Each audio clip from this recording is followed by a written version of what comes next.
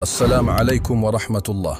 Aujourd'hui, on va lever le voile sur un verset souvent mal interprété, Surat al-Baqarah, verset 223. Allah dit « Vos femmes sont pour vous un champ de labour. Allez à votre champ comme vous le voulez. » Mais ce verset est-il une autorisation à faire ce qu'on veut? Ou cache-t-il un message bien plus profond, de respect, de liberté et d'amour?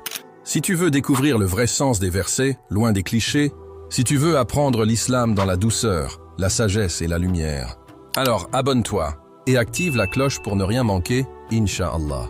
Chaque verset peut changer une vie. Commence par le tien. Le mot arabe utilisé ici est art. Un champ, oui. Mais pas n'importe lequel. Un lieu fertile, un espace sacré où l'on sème pour donner la vie.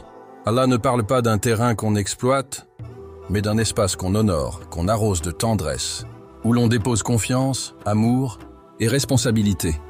À l'époque, certains hommes pensaient qu'il n'était permis d'avoir des rapports qu'en une seule position. Des idées héritées de traditions anciennes, contraires à l'esprit de l'islam. Ce verset vient alors libérer le couple de ses superstitions. Il rappelle que, dans le cadre du mariage, l'intimité est un don, tant qu'elle respecte le corps, l'âme et le cœur. Le prophète Mohammed a incarné la douceur, l'écoute, la pudeur. Il a dit « Le meilleur d'entre vous est celui qui est le meilleur envers sa femme. » Et ce verset se termine par « Craignez Allah, sachez que vous le rencontrerez. » Car même dans l'intimité, le croyant se rappelle de Dieu. Ce verset n'humilie pas la femme, il l'élève. Il la compare à une source de vie.